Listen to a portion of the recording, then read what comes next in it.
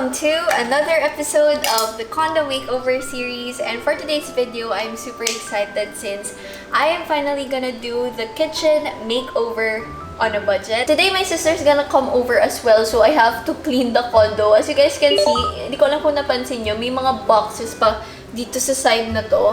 And I don't know what to do with them yet because I don't know where to place them. Yung coffee station ko talaga, parang dedicated siya for my sister because I'm not really a coffee person. She comes over very often sa condo. I'm also gonna do an aesthetic home haul in between while doing my coffee station setup.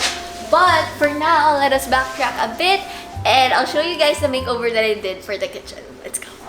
Hey guys, it's Ashley and welcome to my kitchen with 2 missing countertops, which caused me to spend so much money on food deliveries for the past month because I have no space for my cookware and I don't know how to cook with this amount of small countertop space.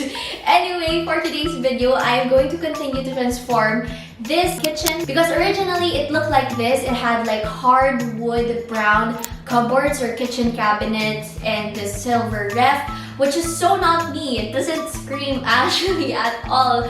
So I'm going to transform it into something similar to this. Like as you can see, everything's all white, almost all white, and then the accents are more on pastels.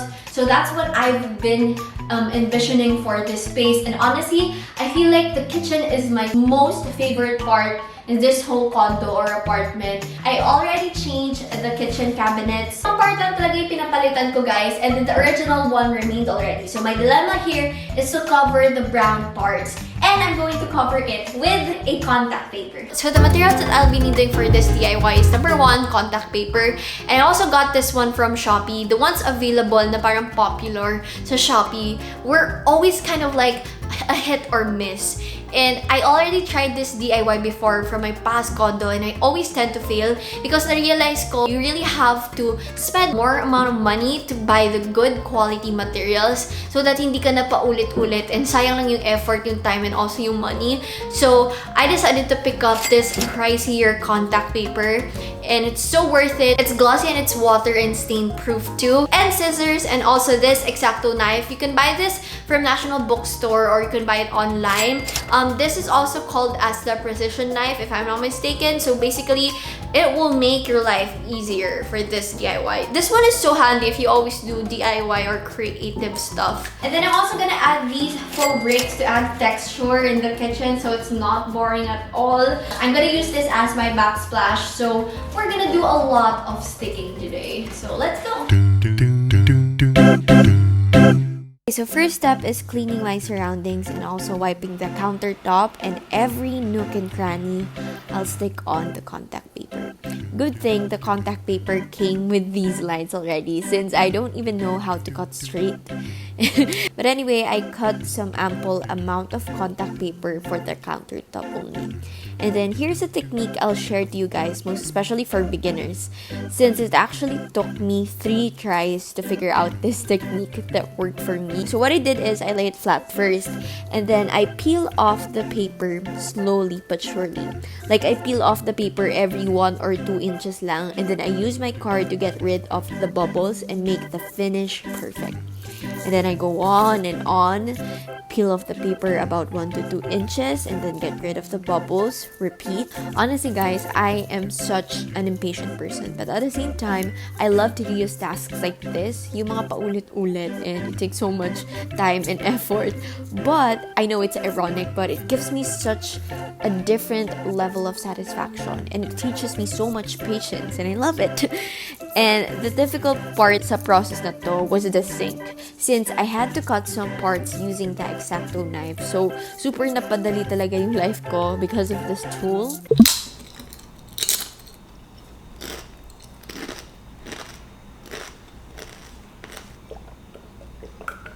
Okay, I'm done and full, let's go.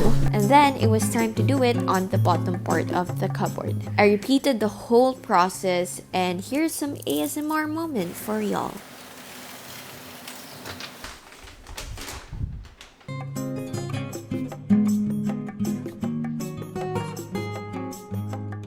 I also did it sa mga parts na kita sa sides. Then, tada! Here is the result. As you guys can see, hindi ko muna nilagyan yung sides ng countertop. Brown pa rin siya. Since we will put an extension of countertop both sides. So, it will be senseless to cover it anymore. This is the aftermath of all the peeling that I did. And I have to pick this up because nobody else will. Break time, baby. So if I'm gonna continue this DIY tonight, I have to have some music. So I'm gonna play my pampahype songs. Tide is high, but I'm holding on. Oh no, don't say something else. Slightly weathered, slightly warm. I still believe it ever around. How'd you know? I love this song. How did you know? I love this song. Do you remember? Honestly, my favorite part about living alone is the happiness that I get when I blast out my speakers, my favorite songs, and I sing on top of my lungs and dance like nobody's watching. Except for the fact that maybe 400,000 of you probably have the chance to see my awkward dancing. But anyway, if I get asked, what moment makes you feel most alive? That's probably my answer. And as cheesy and as simple as that sounds, it is what it is.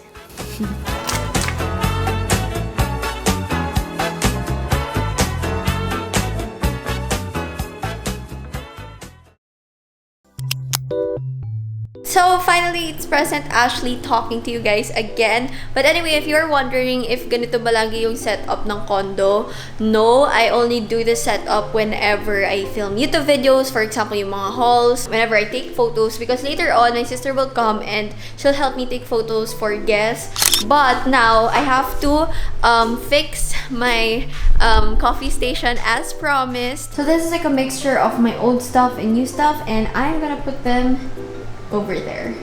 So this is gonna be my coffee station. I'm gonna go through all of my stuff over there one by one, but what I am envisioning for these shelves, dito ko i-showcase yung mug collection ko, and I'm so excited.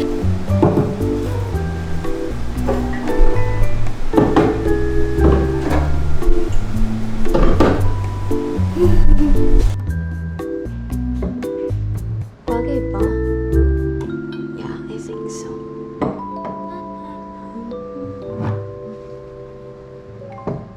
These two mugs are from an online shop called Odori Daily. They're also available on Shopee along with this beautiful shelf. I'm pretty sure I want to put one shelf right here because I think it looks so cute. And then meron na rin ako guys yung mga syrup. Ito yung mga Torani. Although wala pa akong pumps. Actually guys, kulang pa tong coffee station na to. As you can see, medyo incomplete pa yung mga stuff ko. And magkakaroon pa ng layer ng shelf dito so I could organize yung mga rice cooker ko, yung mga toaster, air fryer, and stuff like that. I'm just gonna fix this para pagdating at OP, maayos na. This juicer naman, I got this from Lazada and I super love the retro style. I think it goes perfectly well for my kitchen and katurno na yung housewarming gift ni Sean. Kasi naman, makakatagal to na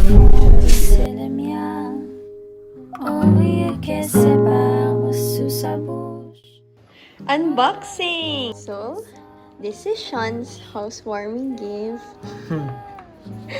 This is his letter. tawa ka dyan. Ang cute eh. First housewarming gift ko to. Hindi ko alam naman nito. Open na. Open na kasi binuksan ko na. Siyempre, chinek ko kung high quality po, mapapahinga ako eh. It's gonna look so good here. It's cream! Oo, di ba? Akala ko white! It's cream. Oh my gosh, it's even better! Ta-da! I got this kettle from Sean and it's so pretty, you guys. Ang retro ng style niya and it goes perfectly well again for my kitchen. Honestly, it's like my favorite thing sa kitchen ko right now because ito talaga yung cream na gusto ko. Mas maganda pa yung pagka-cream niya sa ref ko for some reason. I also got the prettiest set of bowls from Hey Frankie, and the best part is the other bowl matches my mug. Grabe guys, sobrang saya ko talaga, promise. I feel like I'm that tita who loves collecting plates. These ones naman, I can't find them online. I bought this from UP Town. I ordered creamer na.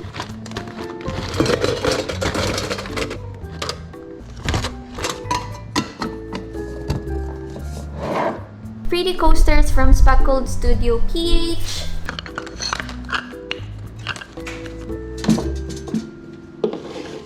Bumili na rin ako ng French press and frother. Super excited na ako dumating dito si Ate O because I'm sure she's gonna have fun with all of these.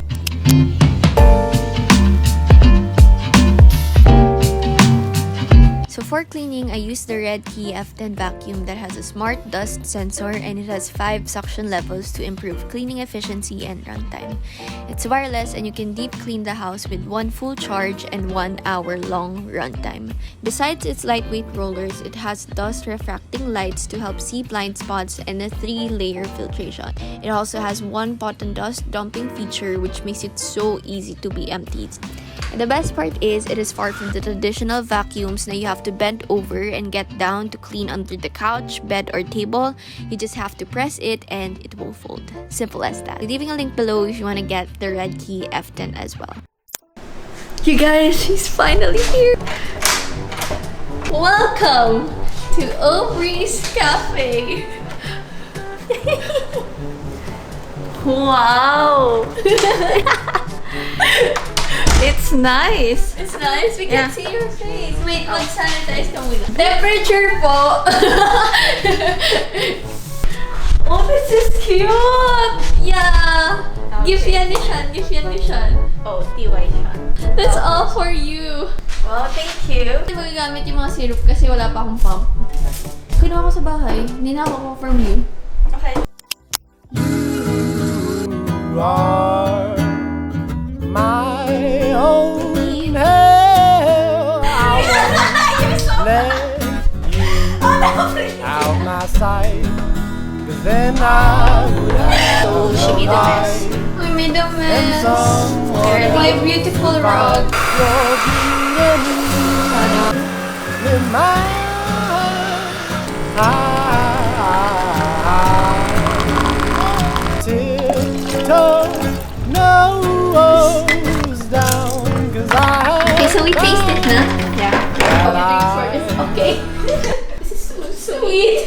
in yours, in mine. I think Do you like it? Yeah, only if it's a bit colder. Yeah. Sarap.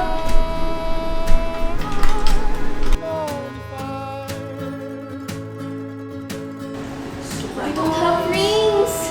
My sister is always the one behind the camera, and this is cheesy, but I definitely wouldn't be where I am now because of her. She helps me turn my creative ideas into reality, and people who are in the same industry as mine would understand how hard it is to be a one-man team in producing content. So I'm really grateful to have her by my side. Oh, and I forgot to show, but here is my kitchen now.